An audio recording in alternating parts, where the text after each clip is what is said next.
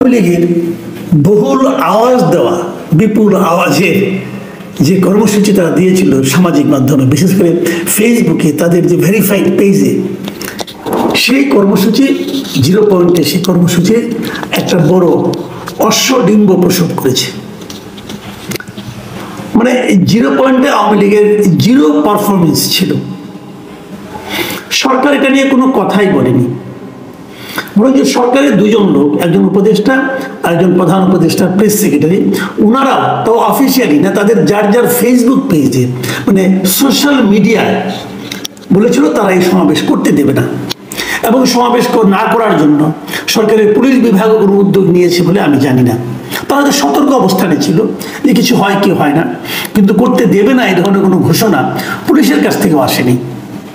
ছাত্ররা বলেছিল, বিএনপির পক্ষ থেকে মিছিল হয়েছে, তারাও বিএনপির যারা নাকি মিছিল করেছে ওখানে, তাদের মধ্যেও একটা প্রস্তুতি ছিল আওয়ামী লীগকে সমাবেশ করতে না দেওয়া।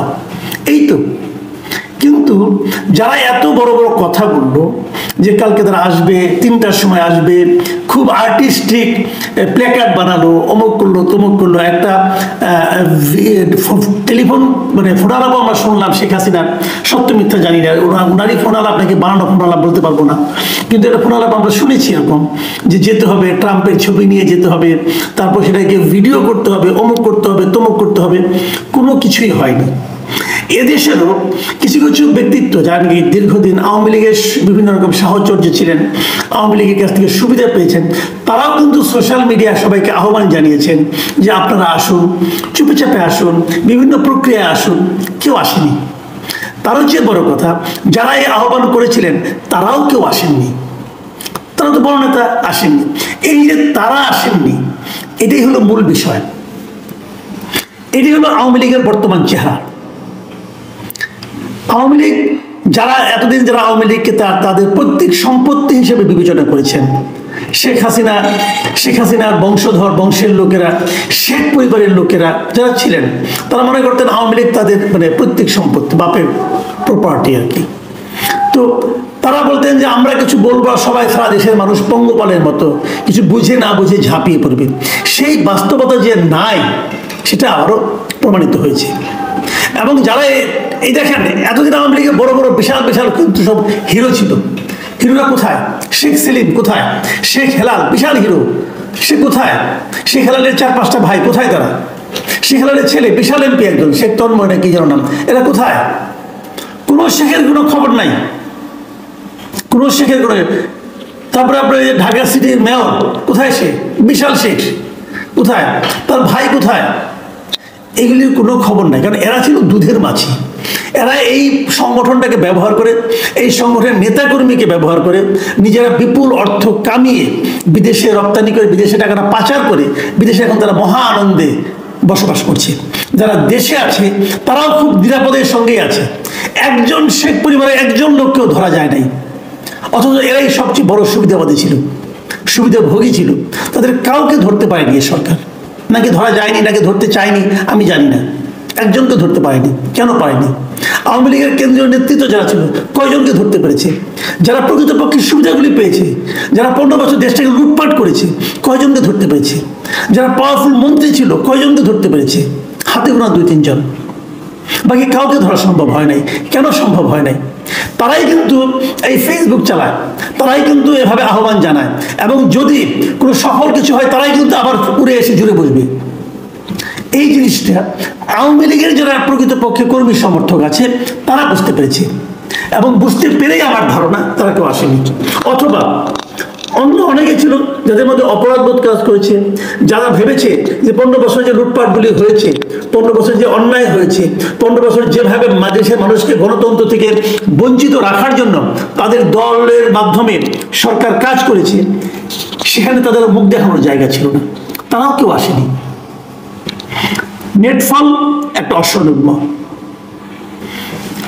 কেউ আসেনি। নূর হোসেন চত্বরে ফুল দেওয়া হয়েছে, অন্য সবাই ফুল দিয়েছে, যারা আহ্বান করেছে তারা ছাড়া আর সবাই সেখানে ফুল দিয়েছে। আর সবাই নূর হোসেন দিবসটাকে স্মরণ করেছে, নূর হোসেনকে স্মরণ করেছেন, কিন্তু যারা বড় বড় হুঙ্কার ছিল তারা কেউ নেই। এই যে বাস্তবতা, এর বিপরীতে আমি আরেকটা কথা বলবো।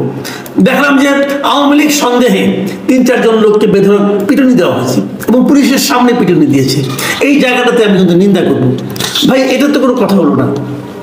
যদি আওয়ামী লীগেরও কেউ আসতো, আওয়ামী লীগের কর্মী থাকতো, তাকে পিটাবেন কেন? পিটানোর অধিকার তো আপনাকে কেউ দেয়নি।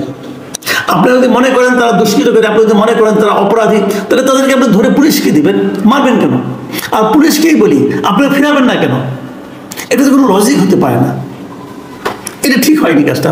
কিন্তু যে জিনিসটা হয়েছে, যে বিষয়টা নগ্ন হয়ে গেছে, সেই জিনিসটা হলো যে এই আওয়ামী লীগ এখন তাদের এই যে বজ্র আটনি ফসা করে, মানে ফাঁপানো বেলুন, যে বেলুনটা তারা ফুলিয়েছিল ফেসবুকের মাধ্যমে, সেই বেলুনটা যে আসলে কোনো কিছুই ছিল না, তার মধ্যে যে সার বস্তু বলতে কিছু ছিল না, সেটা আরেকবার প্রমাণ হয়েছে। এখন আওয়ামী লীগের যা লাভঝাপ দেখা যাচ্ছে, সেটা একান্তই এই সোশ্যাল মিডিয়ায়, এর বাইরে তাদের আর কোনো ক্ষমতা নাই। এই জিনিসটা এই ঘটনার মাধ্যমে আরো একবার প্রমাণ হলো। সেই সঙ্গে এটাও প্রমাণ হলো যে এই নেতৃত্বের প্রতি আওয়ামী লীগের নেতাকর্মী, যে জন্য একটা আওয়ামী লীগের যারা কর্মী সমর্থক আছে, তাদের জন্য এখান থেকে একটা শিক্ষা পাওয়া হলো। তারা একটা শিক্ষা নিতে পারে না। সেই শিক্ষাটা হলো, যাদেরকে আপনাদের নেতা মনে করেছিলেন, তারা আসলে আপনাদের ডুবিয়ে নিজেদের সুবিধা আদায় করে নিরাপদে সটকে পড়েছে। ভেবে দেখুন, আপনারা একদিন কার জিন্দাবাদ বলতেন, কাকে জিন্দাবাদ বলতেন? এখন সেই লোকগুলো বাইরে থেকে, যদি সেই ফোন কলটা প্রকৃতপক্ষে শেখ হাসিনা ফোন কল হয়ে থাকে, সেই ফোন কলটা শুনে দেখুন তারা কি বলেছে। ওই ফোন কলে কি বলা হয়েছে? মানে এমন একটা ইঙ্গিত দেওয়া হয়েছে, এই যে ট্রাম্পের পোস্টার নিয়ে আসা হবে, যদি 2 জন মারা যাবে কোনো ব্যাপারটা, মানে ভাবখানে এরকম মারা গেলে আরো ভালো হয়, তো ওইটা নিয়ে তারা আবার রাজনীতি করতে পারবে। মানে কত নিষ্ঠুর, কত নির্লজ্জ হলে পরে এই ধরনের পরিকল্পনা, এই ধরনের ষড়যন্ত্র করা যায় দেশের সাধারণ মানুষকে নিয়ে, দেশের মানুষের আবেগকে পুঁজি করে করা যায়। এটা আমরা দেখলাম। এবং সেই সঙ্গে আমি আশা করব সবারই শুভবুদ্ধির উদয় হবে। আমি চাইব যে এই ধরনের যদি কোনো প্রোগ্রাম আসে, যে কেউ দেয়, সেটা হওয়ার ক্ষেত্রে আমি মনে করি বাধা দেওয়া ঠিক না। যদি এখানে বাধা দেওয়া হয়েছিল আনঅফিসিয়ালি, তবু আমি মনে করি এটা গণতান্ত্রিক ব্যাপার না। গণতন্ত্রে হলো তাদেরকে করতে দেওয়া উচিত। যদি করতেও দেওয়া হতো, যদি কেউ কিছু নাও বলতো, আমি তাও মনে করি লোক হতো না, কেউ আসতো না, ওই নেতাদের ডাকে কেউ আসতো না। যারা ওই নেতাদের, যারা শহরে আছে এখন আওয়ামী লীগের, তারাও আসতো না লজ্জায়, তারা আসতো না আত্মগ্লানির কারণে, যে 15 বছর যারা এই অপকর্মগুলো করেছে তাদের বিরুদ্ধে তারা তো কোনো প্রতিবাদ করেনি, সেই লজ্জায় তারা আসতো না। আমি মনে করি সেটা হতো আরো ভালো। এবং যে আসেনি, না আসার মাধ্যমে আওয়ামী লীগের নেতৃত্বের যে দুর্বলতা এবং আওয়ামী লীগ যে এতদিন ভুল পথে পরিচালিত হয়েছিল, সেটা আরো একবার প্রমাণ হলো। এদের কথা কেউ শুনে না, না দলের লোক না বাইরের লোক, কেউ শুনে না। আওয়ামী লীগের অন্তঃসারশূন্য অবস্থানটা আরো একবার ক্লিয়ার হয়ে গেল। প্রিয় দর্শক, এখন এই পর্যন্তই। আল্লাহ হাফেজ।